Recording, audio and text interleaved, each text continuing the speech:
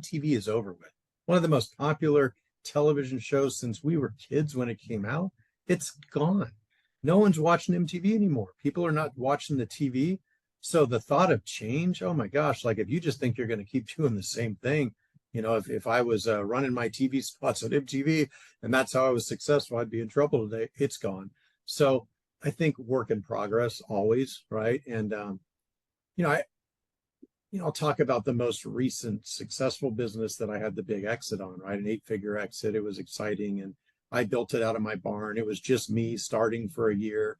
The first year I did $1 million in revenue selling, and I was just dialing the phone. So I generated $1 million in revenue off this marketing that's called, let's see, telemarketing. Just the word telemarketing makes business owners cringe because none of us like to receive cold calls. I built my whole business cold calling the first year. The only marketing I had was Jeff picking up the phone, and I called it telemarketing.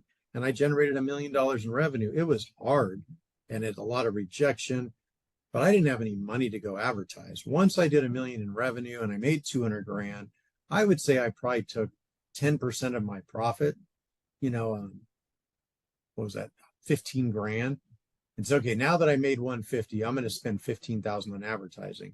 And I went out and tried, magazine ads, direct mail, email marketing, Google. I probably tried 5 different things, and I found 2 of them that worked.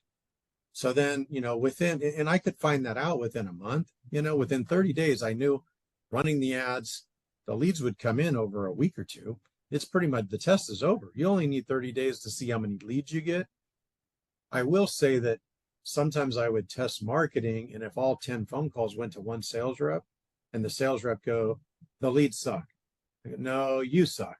You never knew if it was the salesperson just complaining that the leads weren't good enough, because leads are never good enough for a salesperson. So I would never put all my eggs in one basket and let one salesperson test it. If I was going to generate 20 leads from email marketing, I would give 2 leads to 10 salespeople and watch what happened. And what I found was 5 of them crushed it and loved the leads. The other 5 hated them and complained. So some salespeople did better with certain types of leads. And I would dish out the leads based on who I know is going to work them and who liked them. If you don't like them, I'm not going to give them to you. And you're probably going to have a horrible conversion.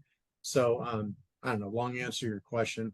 I think you can test lead generation sources and have an answer within 30 days. It doesn't take 6 months.